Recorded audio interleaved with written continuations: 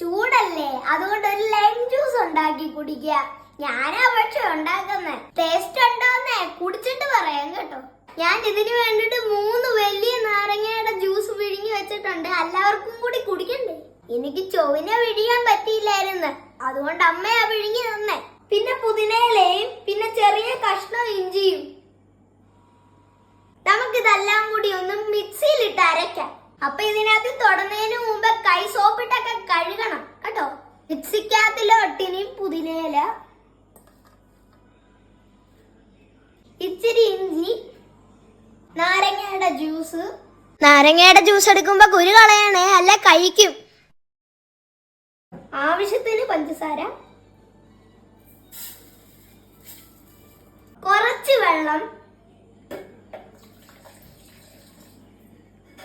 ഇത്രയും കൂടി മിക്സിക്കകത്ത് അടിച്ചു തരാൻ ഞാൻ അമ്മയോട് പറയട്ടെ. അമ്മ ഇതൊന്ന് അടിച്ചതാ.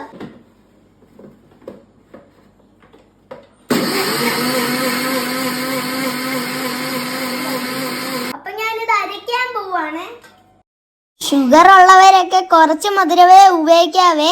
അതേപോലെ പനിയുള്ളവരൊക്കെ തണുത്ത വെള്ളം ഉപയോഗിക്കല്ലേ. തണുത്ത വെള്ളത്തിന് പകരം ചൂടാറിയ വെള്ളം ഉപയോഗിക്കാം കേട്ടോ. വൃത്തിയുള്ള അരിപ്പ വെച്ചിട്ട് നമുക്ക് അരിച്ചെടുക്കാം. അരങ്ങിയ പുതിനയിലയും ഇഞ്ചിയും ജ്യൂസിനകത്ത് വീഴാതിരിക്കാൻ വേണ്ടിയിട്ടാണ് നമ്മൾ അരിക്കുന്നത്. ഇത് അരിച്ചെടുക്കുമ്പോ തന്നെ പുതിനയിലയുടെയും ഇഞ്ചിയുടെയും സ്മെല്ല് എന്റെ മൂക്കിലോട്ട് അടിക്കുന്നുണ്ട്. ആഹാ. അരിച്ചോണ്ടിരുന്നപ്പോ എനിക്ക് അമ്മ ഒരു സ്പൂൺ തന്നു. സ്പൂൺ വെച്ചിട്ട് ട്രൈ ചെയ്തപ്പോഴേ നല്ലപോലെ പാത്രത്തിനകത്ത് ജ്യൂസ് വീണു.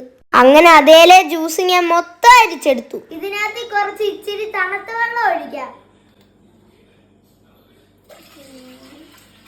ഞങ്ങൾ ഇവിടെ തിളപ്പിച്ചാറിയ വെള്ളമാണ് ലൈം ജ്യൂസിനായിട്ട് എടുത്തത്.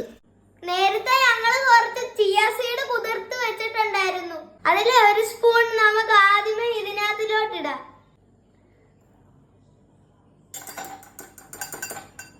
ഇനിയും നമുക്ക് ഈ ലൈം ജ്യൂസ് ഇതിനകത്തിലോട്ട് ഒഴിക്കാം.